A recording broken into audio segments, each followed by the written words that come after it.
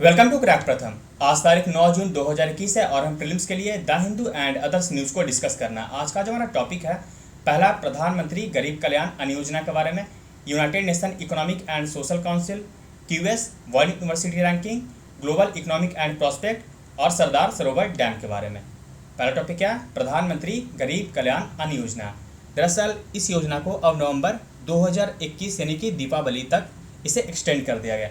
यानी कि अब जो 80 करोड़ राशन कार्ड धारी हैं उनको प्रत्येक माह निःशुल्क यानी कि मुफ्त में 5 किलो चावल या फिर गेहूं और 1 किलो दाल प्रत्येक परिवार को यहां प्रदान किया जाएगा।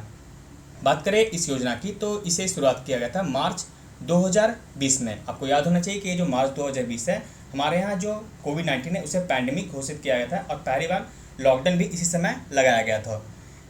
बात करें इसकी तो ये जो योजना है इसे ऑपरेट किया जाता है department of food and public distribution के द्वारा, जो कि किस मंत्रालय के तहत आता है? Ministry of consumer affair, food and public distribution.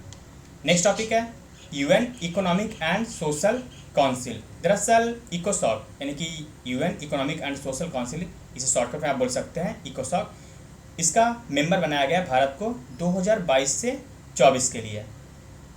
इसमें कुल 54 सदस्य शामिल होते हैं जो कि क्षेत्रीय आधार पर चुने जाते हैं। भारत को जो चयन किया गया है उसे एशिया पैसिफिक स्टेट के क्षेत्र से चयन किया गया है। इसमें अन्य देश जो शामिल हैं वो है अफगानिस्तान, कजाकिस्तान और ओमान। उल्लेखनीय है कि भारत जो है ये जो यूएनएससी है, यूनाइटेड नेशन सिक्योरिटी काउंसिल, उसके जो इसमें 15 मेंबर शामिल होते हैं उसके अस्थायी सदस्य भी है 2021 से 22 के लिए। बात करें इकोसॉक की तो इसे बनाया गया था 1945 में। यह जो है यूनाइटेड नेशन के 6 जो मुख्य अंग है उनमें से एक है। चलिए देखते हैं देशों को किस प्रकार से चयन किया जाता है, किन क्षेत्रों से।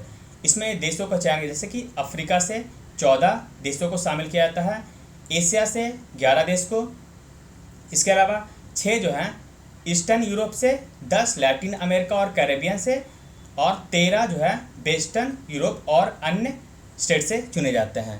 इस प्रकार से आपको बतलाया इसकी स्थापना जून 1945 में की गई थी, 26 जून 1945 को, और इसका मुख्यालय न्यूयॉर्क में है। नेक्स्ट टॉपिक है क्यूएस वर्ल्ड यूनिवर्सिटी रैंकिंग के बारे में। दरअसल इसे जारी किया जाता है प्रतिवर्ष क्वैकरेली साइमंड्स के द्वारा।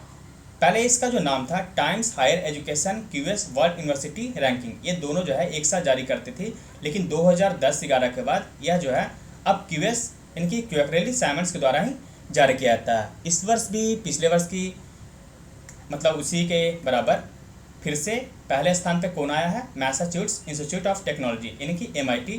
दूसरे स्थान पे है यूनिवर्सिटी ऑफ ऑक्सफोर्ड, तीसरे स्थान पे यूनिवर्सिटी ऑफ कैम्ब्रिज। और बात करें सिर्फ एशिया की तो उसमें नेशनल यूनिवर्सिटी ऑफ सिंगापुर है, और बात करें ब्रिक्स की तो उसमें सिंगुआ यूनिवर्सिटी है चाइना का।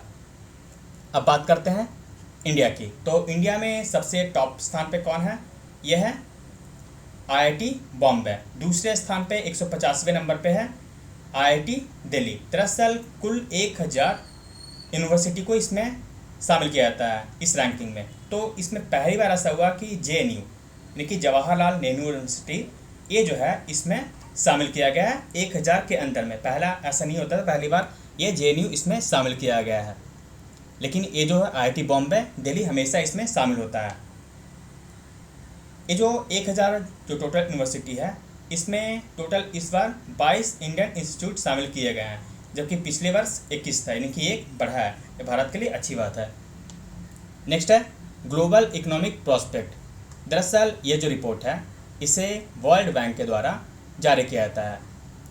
इसमें कहा गया है कि जो भारत की अर्थव्यवस्था है इस फिस्कल ईयर यानी कि जो करंट ईयर चल रहा है इसमें इसका जो विकास दर होगा 8.3% होगा, और इसी प्रकार से विश्व की बात की गई तो वर्ल्ड जो है 5.6% की दर से बढ़ेगा, जो कि इसमें एक टर्म जोड़ा गया कि जो 80 वर्ष यानी कि जब मंदी आई थी, वैश्विक मंदी, उसके बाद से पहली बार इतना ग्रोथ करेगा। और कारण बतलाया गया यूनाइटेड स्टेट और चाइना में जो ग्रोथ चल रहा है इसका, यानी कि अमेरिका और चाइना में ग्रोथ के कारण इस प्रकार से जो विश्व की अर्थव्यवस्था है वो एक्सपैंड करेगी 80 वर्षों में।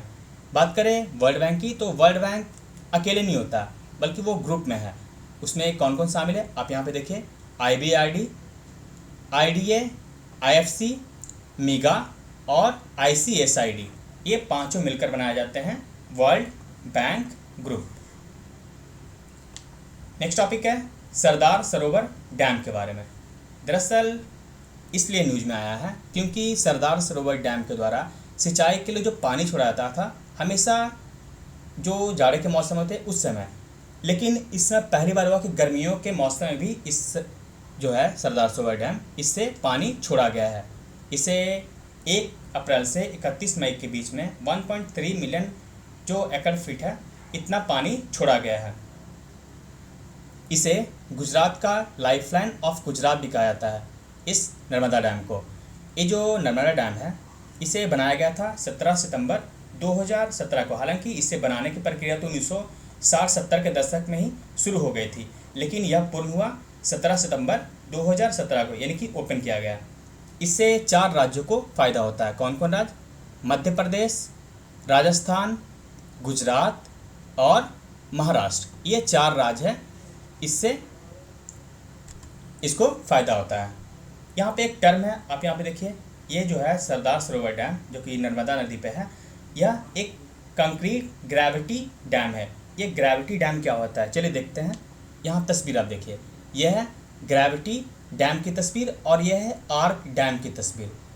ये देखिए, ये जो है पानी को वर्टिकली यानी कि इस प्रकार से डिवाइड करता है। मान लीजिए इसमें पानी पीछे है ना, तो इसको पानी को इस प्रकार से वर्टिकली वो डिवाइड कर देता है। इसको बोलते हैं हम ग्रेविटी डैम।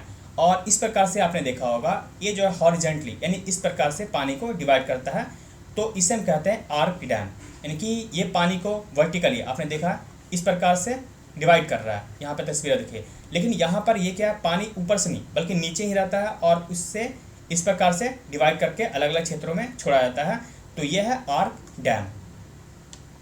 नेक्स्ट टॉपिक है इलेक्शन कमिश्नर के बारे में। दरअसल आज अनूप चंद्र पांडे को इलेक्शन कमिश्नर बनाया गया है। जो मुख्य इलेक्शन कमिश्नर है यानी कि चीफ इलेक्शन कमिश्नर, वो कौन है? सुशील चंद्रा। इनको 14 अप्रैल को बनाया गया था। और दूसरे जो हैं राजीव कुमार है इलेक्शन कमिश्नर। उल्लेखनीय है कि ये जो इलेक्शन कमीशन ऑफ इंडिया होते हैं ECI, इसमें एक चीफ इलेक्शन कमिश्नर और 2 इलेक्शन कमिश्नर होते हैं। 1950 से बात करें, 1950 से 15 अक्टूबर 1989 तक इसमें एक ही मेंबर होता था। कौन? सिर्फ चीफ इलेक्शन कमिश्नर। लेकिन इसमें 16 अक्टूबर 1989 से 1990 तक इसमें 2 मेंबर शामिल किए गए, यानी कि चीफ इलेक्शन कमिश्नर के अलावा 2 अन्य मेंबर हुए। लेकिन 1990 में फिर से इसे समाप्त करके फिर 1993 में इसमें शामिल किया गया 2 अन्य। तो 1993 से लेकर के अब तक यानी कि 2021 तक इसमें अब एक इलेक्शन कमिश्नर यानी चीफ इलेक्शन कमिश्नर के अलावा 2 अन्य इलेक्शन कमिश्नर भी शामिल होते हैं। तो आपने समझा। इसके लिए मैंने एक स्पेशल वीडियो जो है वो बनाया है 14 अप्रैल को, 14 अप्रैल 2021। इसे आप देखिएगा, इसमें सारे डिटेल यहाँ पर दिया गया है। तो इस वीडियो में बस इतना ही। Thank you for watching crack प्रथम।